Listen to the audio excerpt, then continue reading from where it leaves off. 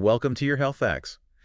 Today we're going to be looking at the connection between what you eat and the health of your hair. Many people think that hair loss can be combated just by increasing protein intake. Yeah, that makes sense. But, hair is made mostly of protein, but just upping your protein may not actually solve the problem. Interesting. So what else is there? Well, there's an amino acid called histidine. Histidine. Yeah. It's been found to be deficient in over 90% of individuals experiencing alopecia. Alopecia, that's just a fancy word for hair loss, right? Exactly. And this histidine is actually a precursor to histamine. Histamine, okay, I've heard of that. Right. And histamine is, super important for various bodily functions, like your immune response, allergies, inflammation, Wow. even healing. A histidine deficiency can even lead to anemia. Really? It plays a role in red blood cell production. And you know what else? Histidine is also really beneficial for skin health. No kidding. So is this something that people with skin conditions should be thinking about? Yeah, especially for those dealing with eczema or dermatitis. But, gotta give a little warning here. Too much histidine can have some unwanted side effects, so. Good to know. So back to hair loss, though. How does histidine help? Histidine is really crucial for the formation of keratin. Okay, and keratin is? Keratin is the protein that gives hair its strength and hydration. I see. Additionally, histidine helps regulate copper and zinc levels, and both of those are essential for healthy hair as well. Okay, so histidine sounds pretty important. Are there things that can deplete histidine levels? Absolutely. Certain medications, alcohol consumption, and even, believe it or not, inadequate stomach acid. So what can people do if they have low stomach acid? Well, there's something called betaine hydrochloride that can be really helpful. It kind of acts like a booster for your stomach. A booster? How so? It helps break down food and absorb all those good nutrients. Okay, so we've been talking a lot about histidine, but is that the only thing we need for healthy hair? Not at all. Other key players include vitamin B6, copper, zinc, and folate. Folate. Now, where have I heard that before? You probably know it best from dark leafy green vegetables. It's also present in liver. Oh, right. So if you're someone who isn't big on salads, you might be missing out. Exactly. Or if you're following, say, a carnivore diet. Now, it's really important to distinguish between natural folate, which is found in food, and folic acid. Oh, so there's a difference. A big one. Folic acid is a synthetic supplement. Okay. And consuming too much folic acid can actually interfere with your body's ability to convert folate into its active form. Interesting. Why is that? Well, because excessive folic acid depletes a key enzyme that's needed for that conversion. Gotcha. So what are the implications of that? Well, to understand this better, think about the chemotherapy drug methotrexate. Methotrexate. Yeah.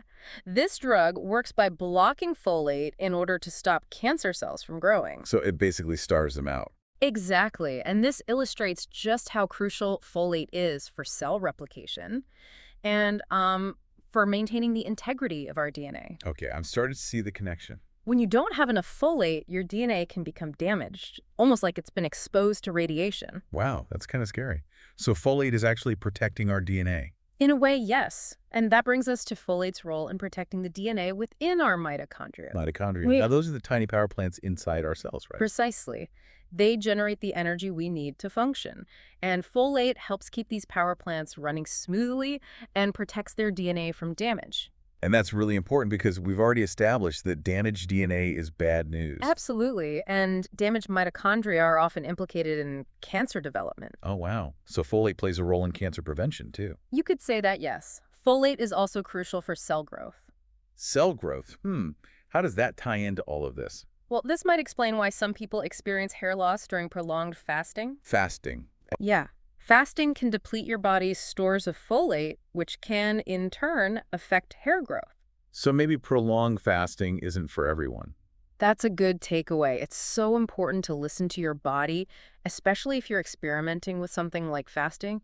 If you start noticing negative effects, don't push yourself. That's really good advice. So knowing all this about histidine and folate, what can we actually do to get more of these nutrients? Well, one of the best ways is to include certain foods in your diet. Okay, like what? Well, at the top of that list are organ meats. Organ meats? Yes, particularly liver. Liver is a nutritional powerhouse packed with essential vitamins and minerals, including those we've discussed today. So how much liver should we be eating? Aim for a moderate serving of 2 to 3 ounces a couple of times a week. A couple times a week. Okay, I can do that. But aren't organ meats high in fat? That's a common misconception. They're actually quite lean. Good to know. Yeah. Besides liver, what else can we eat? Another great source is animal protein, like beef and fish. Ah, so things that give us the building blocks for hair growth. Exactly. And finally, we have shellfish. Shellfish, like what kinds? Shrimp, scallops, crab, lobster, they're all fantastic sources of zinc, copper, selenium, Wow. and a whole host of other trace minerals that are essential for hair health. So much good stuff packed into those tiny creatures.